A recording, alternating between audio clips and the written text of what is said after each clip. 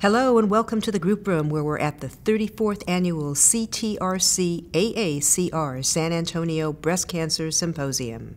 We are now joined by Professor Dr. Martine Piccart, who is the Director of Medicine at the Institut of Jules Bordet. She is Professor of Oncology at the Free University of Brussels and also the incoming President of the European Society of Medical Oncology, known as ESMO.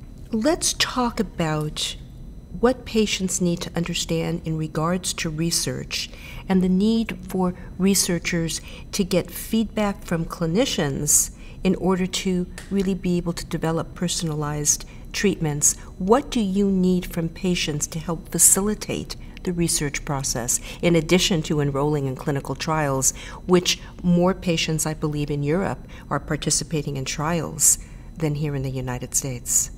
I think for patients what is important to know is that we have never seen so much progress occurring in our understanding of what makes a difference between a cancer cell and a normal cell.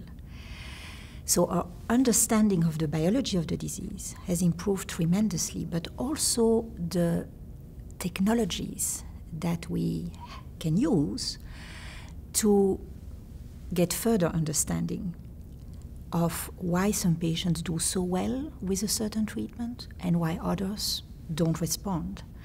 So we are in this exciting time where everything is there to make a lot of progress. But for that, we need to establish very strong collaborations between clinicians, between basic scientists and patients. And you know, when I hear the term personalized medicine, I get sometimes very upset because I don't think we are there yet. I think it's a little bit a lie, you know, and it's dangerous because people think we are getting there and we are not getting there soon. It's really going to require a massive effort in the next decade. So I think patients will like to hear that, you know, we are doing progress right now, but it's clearly important also for them to understand that the way we practice oncology is still very empirical, so that we really need to get a tissue to understand what's going on, and that's the only way we are going to do progress.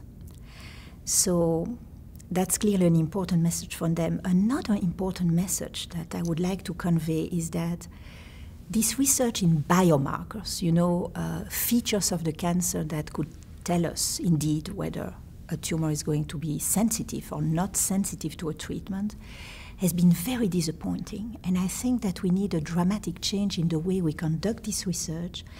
And I strongly support the notion that we need to integrate all the results of all the clinical trials into databases and make these databases completely open to researchers. If patients could help us pushing the idea that at least the results that you get out of the analysis of the specimens should be made accessible after a certain period of time, you know, and everybody should have a possibility to examine this and perhaps make some discoveries. So we are currently building a data sharing platform for breast cancer trials with the idea that we can perhaps convince pharmaceutical companies, for example, to let us give access to the data collected in the standard treatment arm.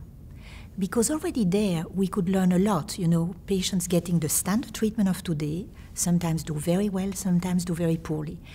And we would, of course, then protect the investigational treatment arm for a few years. But already that would be such a huge progress in terms of accelerating the understanding of why a patient responds or doesn't respond to a treatment. What happens with the exchange of tissue in the research process between the US and Europe?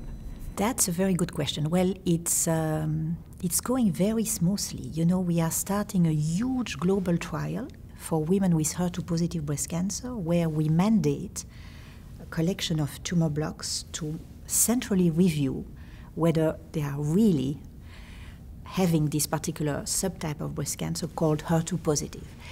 And the central review will take place in Milan, in Europe, and the blocks from the US, from Asia, from everywhere will come to Milan, will be analyzed there, and then returned to the hospitals. So, and this has been accepted. It has been a little difficult in US, but finally, most hospitals and pathologists have agreed to collaborate, which is really great.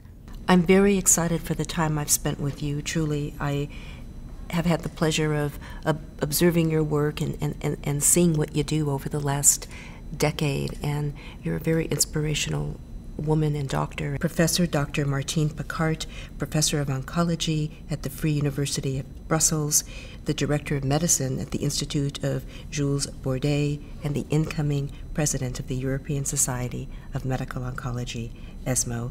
Thank you very, very much, Professor Piccart. Thank you.